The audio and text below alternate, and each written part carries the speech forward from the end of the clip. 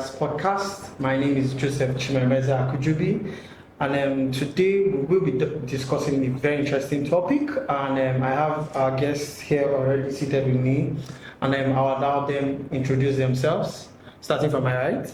Hi, thank you for having me here. My name is Int'l Akiwande.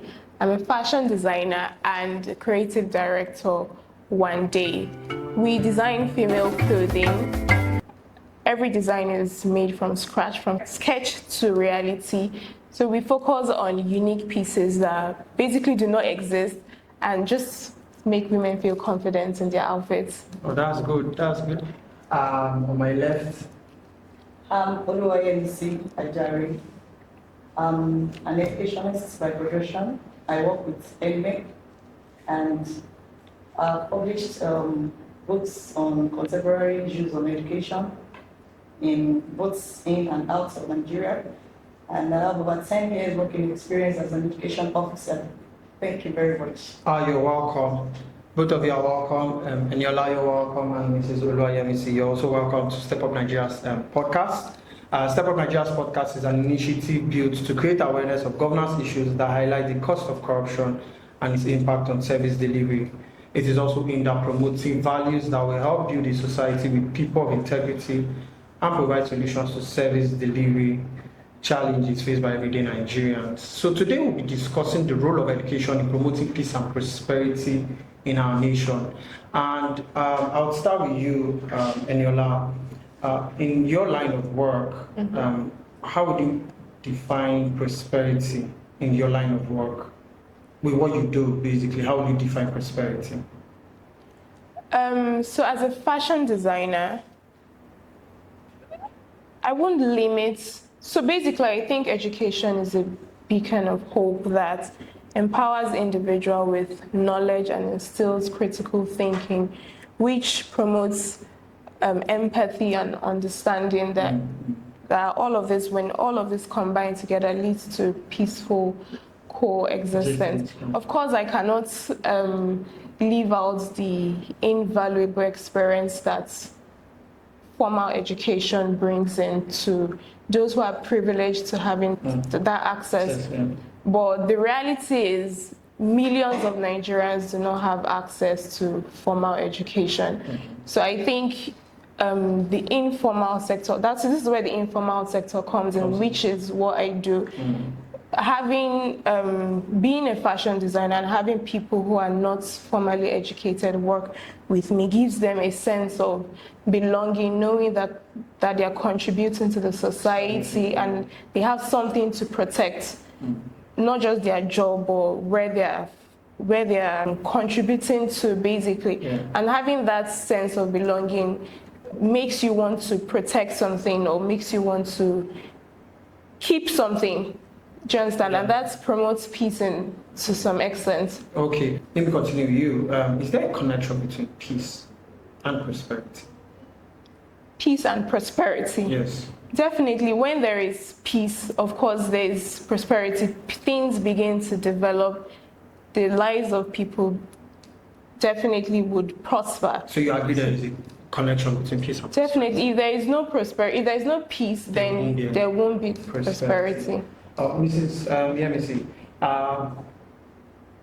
I want to also get your take on that. Is there a connection between peace and prosperity? Exactly, there is a very great connection between both of them, because when you look at the concept of peace itself, at some point in our lives, you get to a level whereby you feel fulfilled and actualized, and that level you begin to prosper in whatsoever thing you're doing. And when you look at the concept of education itself, you realize that, through acquiring these basic skills at the formal system, school system, a structured kind of programs that is being organized or being given to participants in order for them to get some form of knowledge. Then you realize that they become settled, they have peace within themselves, and they begin to flourish in whatsoever thing they are doing. So you agree to that extent there is connection between peace and prosperity? Yes. Okay, so the reason why I wanted to establish that connection is because, in our society today, different types of education actually do exist every day in our system. The informal and the formal type of education. And I know there's a non-formal type of education, but that won't be the core of our discussion today. But like Eniola mentioned, she represents the informal form of education. So just throw more light on the informal. What does informal education look like? Is it skill acquisition, learning retreat? Like, basically, give us an idea of what informal education is. So for the informal sector, it's basically is a more flexible form of education where we do not have an institutionalized system where things are done in a certain way with curriculum for a duration of time. But for the informal sector, it is basically learning a skill or a craft that makes you valuable in the marketplace, but then it also gives you the opportunity to learn how to negotiate, to be a problem solver, to improve your communication skill, and also this enables people that have acquired the skill to learn how to solve problems without resulting to conflict. So informal sector, of course, when you acquire the skill, you're not just learning, you're not just having knowledge, you're also living with value that ends up being impactful to the society, to yourself, and the economy. Value that also includes money too, because you're also making money in the process of carrying out your life trade or skill, right? Correct. Okay. For formal education, which Mrs. Oluwayemisi represents here, give us a lowdown of what formal education is and how it's structured. Thank you very much. For the formal school system, formal education school system, here we have, it's a form of education that is being structured, like she has said, that in the informal is not flexible. Really. In the formal school system, it is structured and it is being carried out in the four walls of the classrooms.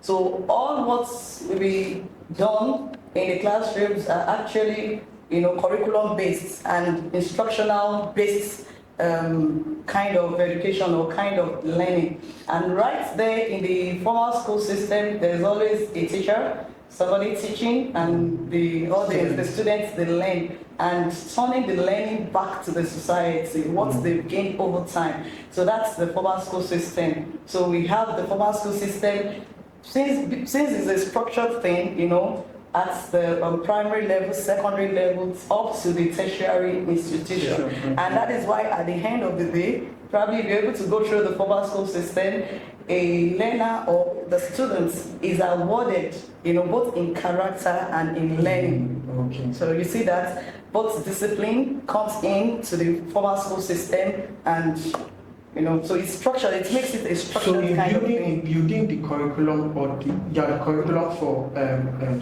formal school system, character development is also core in your process of building a curriculum? Yes, and that's why you see, let me take for example the primary school, where we have, some courses that have been added up to their curriculums, like the values, civic education, you have courses like health education.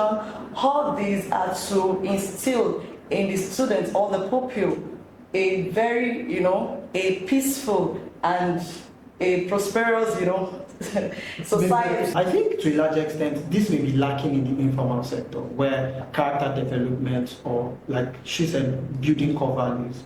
Because in the formal system, that's one of the things that you would say is evident in their curriculums. So you go to school, you're to live or you're to abide by certain rules and regulations. Is there a way character is being formed or developed in the informal education, especially in your line of work? So basically, like I said, the informal sector is not structured. So it depends on the area one is taking such a lesson from. But I think that in a standard way of doing things, if you look, for instance, the Igbo men apprenticeship, they are being taught how to do certain things, how to run the trade, how to communicate with their customers and how to relate basically. And not only do they focus on the craft itself, but also bringing those apprentices, in terms of character. So it might not exactly be the formal way, but then character is also being built. Yes, yeah. And in a country like ours, where we focus so much on religion, where you have apprentices and you're training them not just in the skill but also your faith. Yeah. Exactly. So faith is also being brought into it to an extent. So I do think there is lack of character when you're talking about informal education. Okay. One more thing I would also really want us to talk about is which type of education has had the most impact on our nation. So take, for example, like the conversation we're having before the podcast started, and we're going back and forth. And I think a few days ago, I sampled opinions in the office, as we get ready to celebrate International Day of Education. I was sampling opinions and I was asking different people in our office, and I was saying, which type of education has had the most impact, formal education or informal education? So we had split opinions, we had different opinions, people giving their own individual perspective to the issue. Some said, informal education has made more millionaires and made more people rich than formal education. Others said formal education had, it has done more in character development than making millionaires. But then you can also argue that we have had more millionaires come out from the formal sector or type of education than in the informal sector. So I'm going to allow you guys to go around it and also get your perspective. So Mrs. I'll start with you. So I know you're already for formal education. So let's hear why. Let me hear basically your perspective as to which has had the most impact on our society. Thank you very much, Joseph. The argument here for the formal education, over time you realize that the formal school system or the formal education, has done a very great job to capture everyone, regardless of their background, together in the school system, and instill the necessary, beliefs, the values, and the norms. Like when we were talking earlier, I really wanted to take you into how it was done in the, before we have these formal school system, whereby you see in a particular family or community, they keep teaching their children the values and the norms of the society, so that when they grow up, they won't depart from it. And coming to the formal school system, government has been able to do so much in integrating some of these norms and values and cultures into the educational system and sticking to it. Like, if you are there, you understand very well that there's punishment. You can't just walk into the formal school system and get out without, getting yourself fixed. Do you get what I'm saying? So in the formal school system, you realize that the structure that has been laid there for them, has put this students, has put them in the right shape, understanding the skills, understanding, what it takes for them to build a healthy society, And at the end of the day, they'll be certified, for the formal school system, you'll be certified and have the assurance of getting a well-paid job. And even if you don't have a well-paid job, due to the fact of the social setting that you have met in having build connections, network and partnership, you realize that you're able to employ others.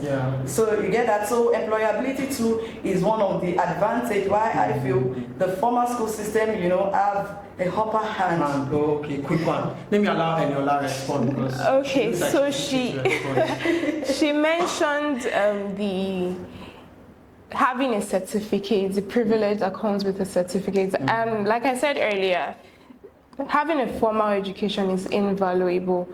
But if we are talking about employability, we can agree that the medium to small enterprises are the majority of the employers right now in Nigeria. If you notice, a huge number of Nigerian graduates are actually leaving the formal career path, including myself, and going into informal sector because I'm creating jobs which is impacting our society in the long run, and also educating people informally. So when you say, and I think that when we have multiple businesses like mine in the informal sector that is able to create jobs and source of livelihood for people, that is the real impact. And we're also bringing in value. So in our society now, we are getting to a point where nobody's looking at your certificate. There's something that's called certificate. People want to know, what can you do? What value can you bring into my company? Not just what are you holding. A huge number of graduates leaving the university now. Yes, they are very well learned, they are knowledgeable, but are they valuable to the marketplace? For instance, in my business, I don't care if you have a master's degree. Provided you have the value, you have the skill that is needed for in my business, then that is what most people are looking for, not just the certificate. So you're saying that skill set is what engenders prosperity in your line of work. So it's not really having the certificate, because the certificate won't guarantee you prosperity, won't guarantee. The certificate doesn't guarantee prosperity. Yes, there is.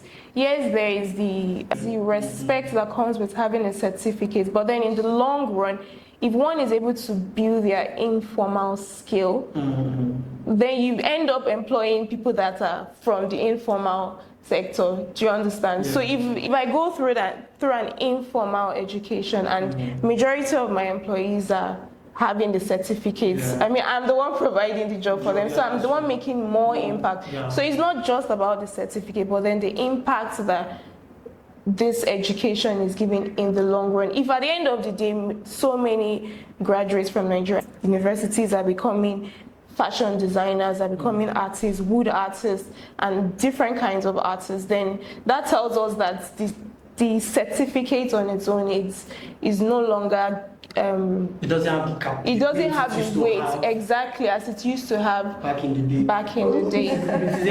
So that's about how. So go ahead, ma'am. Like Eniola said, I'm really going to not agree with that issue of the certificate thing. That you realize that a large number of people that really have this informal education kind of thing, you realize that there's still this vacuum. They feel this kind of vacuum in there, and that is why they employ the former, school graduates. They employ them because they just need somebody to help them fix something. So if you have the opportunity to go into the formal school system, I'd advise that you should go for the formal education. So because the fact that you're recruiting a graduate, that someone that has a certificate, really shows that you've not gotten all what it takes, to handle your business. If I can come in there.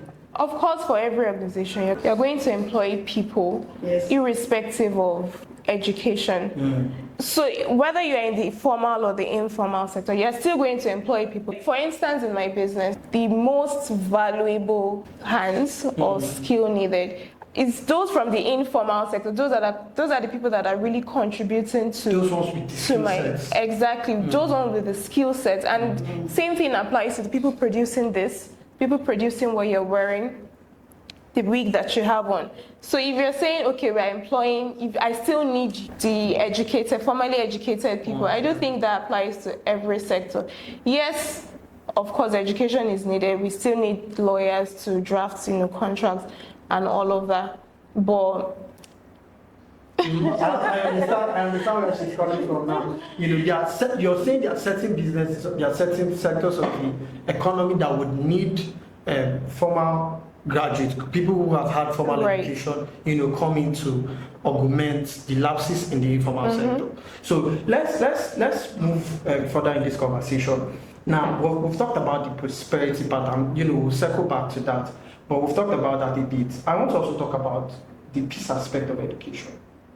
Now, in sampling opinions, also one of the things we also came to realize is how a lot of people feel artisans, people who do menial jobs, who basically don't have any form of formal education or some form of formal education, are very itchy and aggressive.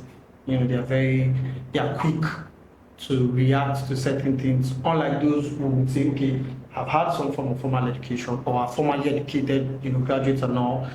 They are more restrained in their approach. They are more restrained in their actions. So I'll start with Mrs. here. To a large extent, those are some opinions we have sampled. Do you agree with that? Yes, I'll agree to that, because in the formal school system, you realize that as they go from each stages of the formal education system, they are being taught, and there are rules guiding each stages of education. Yeah. Do you understand? Yeah. So when they move from one stage to the other, and they realize that, I'm binded by this particular, rules and laws and stuff like that. It helps them, it cautions them, even when they engage in conversation out of the classrooms, and they're being conscious, because that thing is there for them. And let me give you a very good example of a COP member. We've heard so much that when you go out there and serve in another state, and maybe something happened, or probably you, in a way, you see the way they are being careful of what they carry, what they got, because any little yes, they can actually retrieve their certificate from them. So all what they've learned over time, become a waste of time for them. So it's actually embedded in the concept of peace. Education is actually embedded in the concept of peace. And you realize that when you're educated in the formal school setting, it gives you this balance as a person in the society, the way you relate with people, the way you talk to your colleagues, the way you carry out your teamwork. Back then in school, in those days, you realize that when you're given a group task, you just have to make it happen. And if you don't make it happen, you realize that you guys, the same scores goes to all of you, and you may not end up getting what you all want. So group work will actually help, students, pupil, in order to ensure that cooperation among each other. And at that level, and these are the bases that prepares one for peace in the society and prosperity. So they're having it at the back of their minds that the education they get is not just to go out there and be a tout or a bully or stuff like that. It gives them, it prepares them ahead. So it's not just head knowledge, or you're just coming to study. No, you're also they are being checked. And teamwork, helping your character and helping you as an individual to relate with other people. Yes. Okay, great. Eniola, I know you want to react to that, so I'll allow you to do that. So I do agree that the formal education puts you in a prim and proper manner, but then we shouldn't mix those that are in the informal sector with those that are hoodlums. Okay. Somebody who has something to protect would not just react anyhow or cause violence, knowing fully well that if I'm being violent, then something I've been building for a long period of time, there's a tendency for it to get destroyed. Then that is almost not going to be there. At the same time, for the formal education, you have a structure, and we also have bodies put in place that ensure that the students that pass through this education are following the rules and regulations. Unfortunately, which has been possible because of the government, but unfortunately for the informal sector, we don't have bodies put in place that, okay, when you know that you misbehave, then your certificate to practice is being taken away from you. I think it's because we have bodies put in place, there are rules and regulations put in place. That's why you see people, like you said, acting prim and proper. Of course, education makes you enlightened. Doesn't mean that because I'm informally trained, then I'm prone to violence or aggression. Okay, so let's bring it home now. Let's use more examples. So take, for example, a set of clothes to a client, and I have failed, right? We see this every day happen, in our own everyday lives. Now I've engaged this tailor. Oh, why have you not delivered this? Why have you not done that? The reaction you get is usually very different with the one you get if you're having that conversation with somebody who is formally trained. So maybe this is a roadside organizer or transporter. Transporter, for example. Barely had any form of education. Lived all his life, doing different trades, jumping from one trade to the other. Now has ended up as a bus conductor, and he doesn't have my change, or I entered his bus without change. And we experience this every day if you live in the city of Nigeria, where you're exchanging words with conductors. Now, sometimes you feel if this person had some form of education, formal education, that his reaction may have been different. Maybe he may have spoken to you differently or used a different approach or words, choice of words. Now, and this is an example I'm giving. It's not a general opinion, but then a lot of samples of opinions we've gotten, a lot of people say these people react this way because they don't have any formal education. Now, if in their informal setting there is a way to teach them customary relations or teach them how to react or act in certain group context, it will go a long way in helping them build character, build values that are generally accepted in society. So I want you to react to that. So when it comes to this aggression or reacting in a violent manner, I don't think it's because of the level of education, but more of personal traits. Not every conductor, or maybe let me not say conductor, not every tailor would, be aggressive to their clients. There are some educated fashion designers that you see on social media where people are calling them out, and their response is very, very sad, very disappointing. So it doesn't have anything to do with, I don't think that has much to do with your level of education, but the value that you hold in your craft and personality. There are so many people that are on the road, you see men in their suits on the road, they have an accident and they're fighting on the road. Why don't we say it's because they're educated that they're fighting? Why do we have to focus on, why do we have to attach violence to informal education? So I don't think it's based on education. I think it is human nature and personal traits. So it depends on how you carry yourself. There are many food sellers that carry themselves. You see on social media where you see people selling pure water with clean English. They haven't gone to school, but then they are speaking with clean English. They are attending to their customers in a prim and proper way.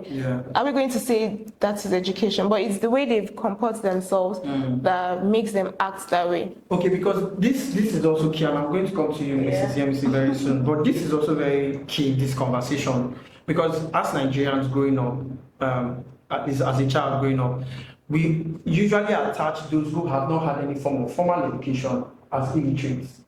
So when you see this person and they're like, this man he's old. In fact, we've already nicknamed him bros. Everybody's calling him bros. You believe he should be done with school or something like that. But then he hasn't had any form of formal education, and then they tag such an individual. He's carrying out and he's earning his daily living from that. Would you agree with that? Would you agree with that general philosophy that, because he or she did not attend school, doesn't have any form of formal education, such a person is an illiterate?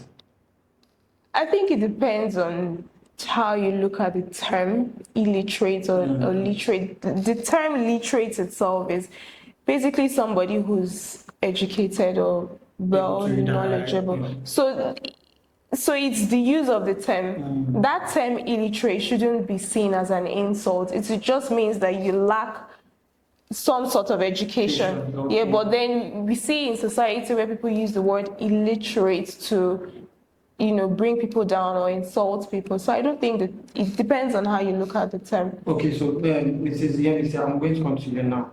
Now, for those people, I'm not asking the same question basically. For those people who have not had some form of formal education, and generally, like I said earlier, growing up, they say, this man is an illiterate man, don't engage more. Do you think that that narrative is appropriate? Because they may not have some form of formal education, or they may have little or no form of formal education, but they have learned a trade, they learned a skill, which they are, carrying out daily and contributing to society. So, would you agree with that narrative? Okay, I'll come from this point of view of explaining, and in a way I agree with her. Okay. When she's explaining the informal way, that's the fact that they've gone to a particular school, or probably they dropped out and they've not been able to, get all what it takes that the formal school system has, doesn't mean they did not still have what it takes, the character, to portray them as a good citizen, Nigerian citizen. Now, there is still always vacuum. You realize that there are still, vacuum left in them that they still want to meet up with. For example, when you look at the curriculum, the Nigerian educational curriculum, the formal school system, you realize that all these have been embedded in the school curriculum, starting from cultures, values, and having respect for each other religion. Yeah. So definitely you can find plenty of people in your classrooms and they have different backgrounds, religion, this one is a Muslim, a Christian, and stuff like that. And you realize that over time, you tend not to get aggressive over somebody else's religion, you overlook it. Do you understand what I'm trying to say? So that vacuum is always there when an individual doesn't get this formal education, because it's like a package. So once a package is left out of it, the person may not be able to function, to satisfaction. So are you saying basically the term illiterate would only mean, okay, this person is not formally educated, or illiterate in terms of their behavior, their physical disposition to issues in the society? Literacy itself is the ability to read, write, and solve problems. Anyways, and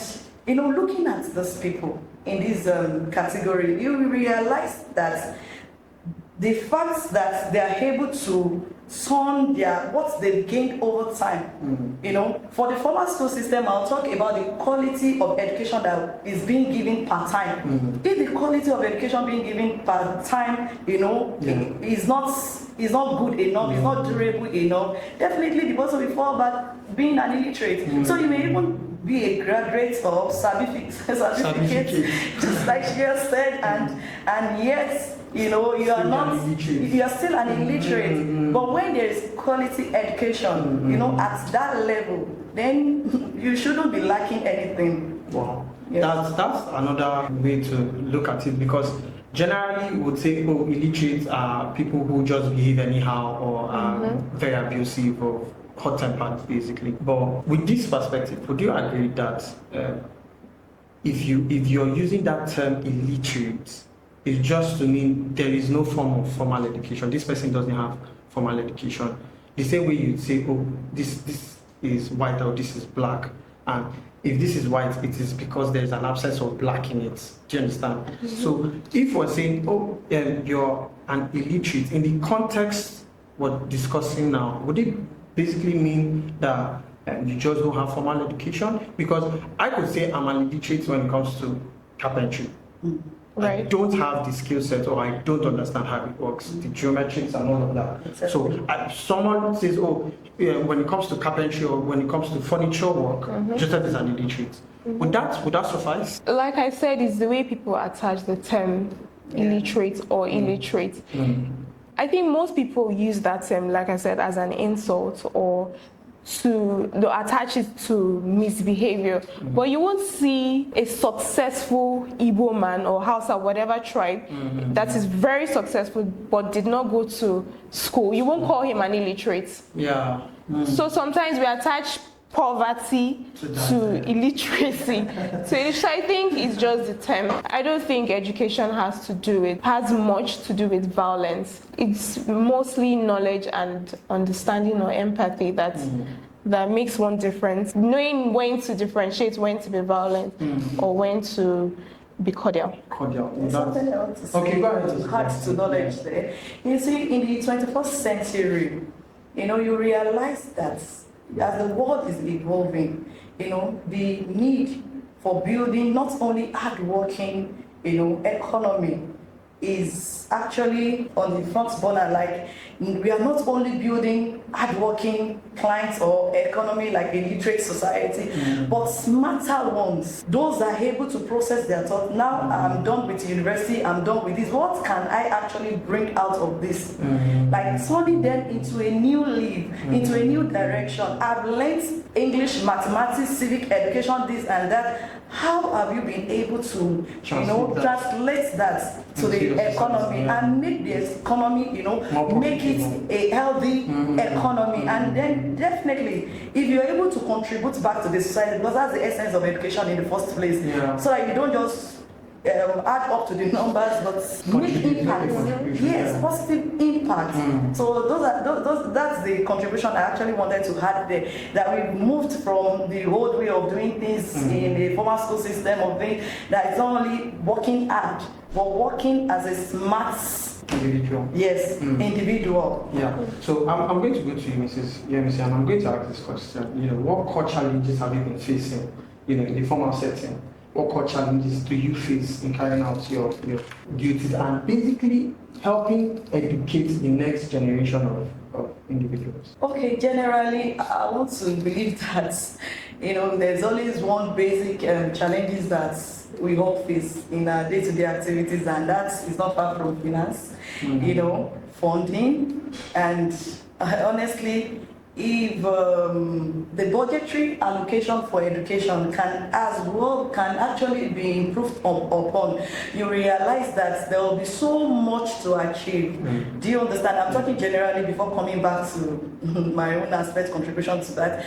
And you realize again that most of the classrooms, most of the schools that are being built in order for people to get all these skills to transmit information, you realize that some of them are dilapidated. They are not, some are moribund, they are just there in the environment, or probably those ads to reach areas where they are, they are not well managed. Yeah. So, those ones to contribute to effective delivery of education in the formal school system. Then also, all right, let me come back to my contribution here personally. Yeah. You realize that it's not so easy sometimes dealing with a large number of people, and that comes from different backgrounds, they have different beliefs. It's sometimes not very easy when you address them, knowing fully well that the time you have allotted in the classroom to carry out, you're teaching them civic education, you're teaching them this, you're teaching them that and that, health education and so, and the time is really very small to capture the class. Every teacher is being trained and certified, yeah, we all know, but the truth remains that the time allotted for each of these classes, is it good enough, in order to impact that knowledge to them and get to the roots of, of some of these issues that can actually trigger problems in the society, that can trigger wars. Is the time allotted, is it really very, very good enough? Which it has not been very, very good enough to. Can I comment there? Yeah. You made mention of one of the challenges with time. Yes. So would you say that more time should be allocated to formal education? So that means, for instance, in the university, means we're having probably 3 hours to one, an extra year or extra hour to each course.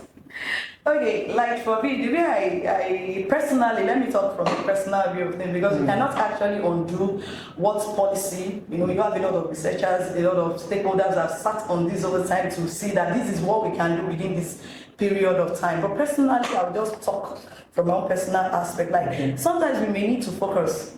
We may need to focus on a particular, thing to achieve part time. Like if this is what we want to achieve at a particular given time, let's put more focus on it.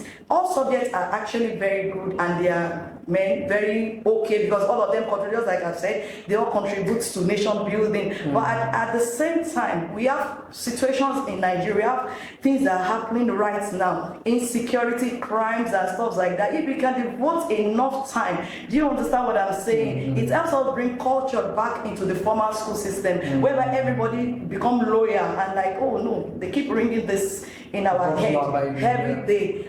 Like while I was preparing for this, something just popped up in my mind, and that's the national anthem. We have a lot of symbols, we have a lot of, a lot of things to represent the country itself, that even if you don't go to school, if you're loyal, if you master those acts, you become a healthy citizen. You don't have any problem with wars, crimes and the rest. It will keep you law-abiding. Yes, it makes you a law-abiding person now. So even if it is by rote learning, like you just keep singing it every day and you're loyal to it, then you become an healthy person. So there should be more emphasis on the major thing, the global, training things that is happening. Then we center. So you're saying in building a well-rounded individual in the formal system, it should go beyond just learning the letters. Yes. It will better help them. It will better instill in them characters. Yes. Yeah. So Niola, I want you to also share with us challenges you face, because in sampling opinions, like I said earlier, some of the things people said is, the informal sector or the informal type of education in Nigeria has suffered low funding. Exactly. It's like skill acquisition programs are not being encouraged, are not being sponsored by government. So for most people, they feel NGOs and just well-meaning Nigerians are doing more in terms of skill acquisition, in terms of learning businesses or learning a trade than government should do in helping the sector. What do you have to say about this? I was even going to mention that. I think one of the major reasons we're able to debate formal against informal is because the government, inclusive of NGOs, there isn't enough initiatives put in place that focuses mainly on informal education and trying to structure systems for the informal education. So for instance, imagine having an institution, for example, the way you have Unilag, imagine having a school in Lagos that is solely for informal education, and you have